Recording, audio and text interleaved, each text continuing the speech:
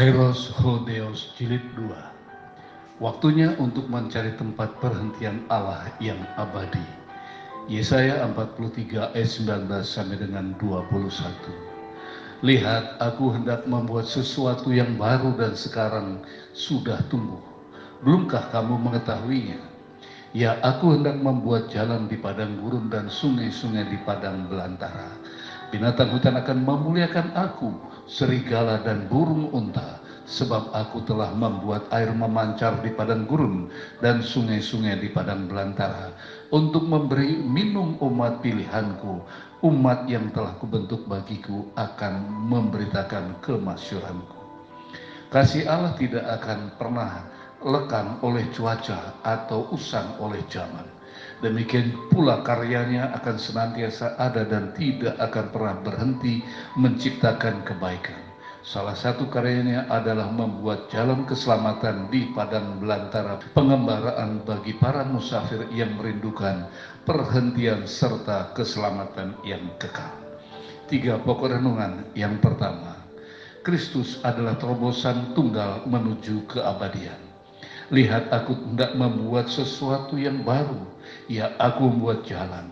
Penggalan ayat ini merupakan proklamasi yang kudus dari Tuhan yang mengajak kita untuk bekerja sama dengannya, yaitu turut ambil bagian dalam menunaikan amanat agung.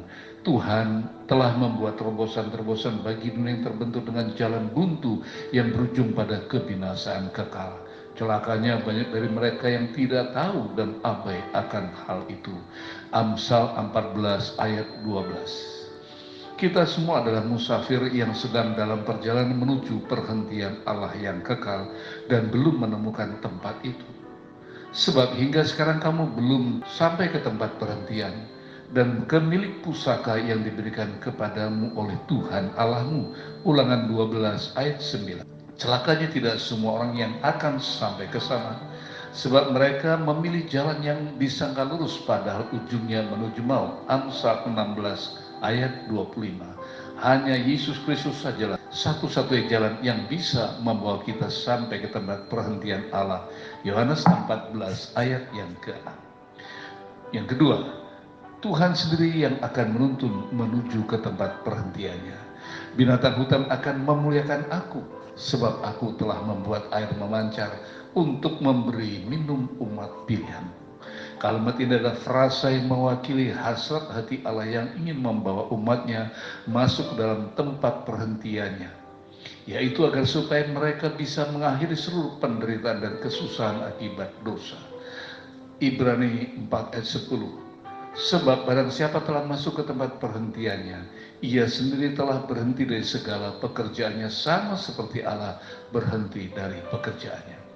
Tujuan Allah adalah agar mereka yang percaya bisa menikmati kebahagiaan, kedamaian yang kekal bersama dengan Dia.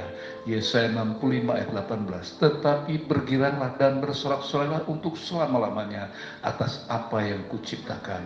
Sebab sesungguhnya aku menciptakan Yerusalem penuh dengan sorak-sorak dan penduduknya penuh kegirangan. Kita kan bisa sampai ke sana bila mana Tuhan sendiri yang menuntun dan membawa kita. Yesaya 63, 13, 14, yang menuntun mereka melintasi samudra raya seperti kuda melintasi padang gurun. Mereka tidak pernah tersandung seperti ternak yang turun ke dalam lembah. Roh Tuhan membawa mereka ke tempat perhentian. Demikianlah engkau memimpin umatmu untuk membuat namamu yang agung bagimu. Pokok renungan yang berikut. Kita dibentuk untuk memberitakan kemasyhurannya. Kita adalah umat yang dipilih, diselamatkan oleh Kristus dengan cara mengorbankan darahnya.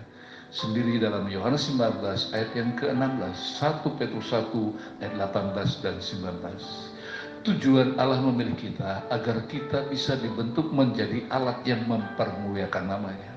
Umat yang telah kubentuk bagiku akan memberitakan kemasyhuranku.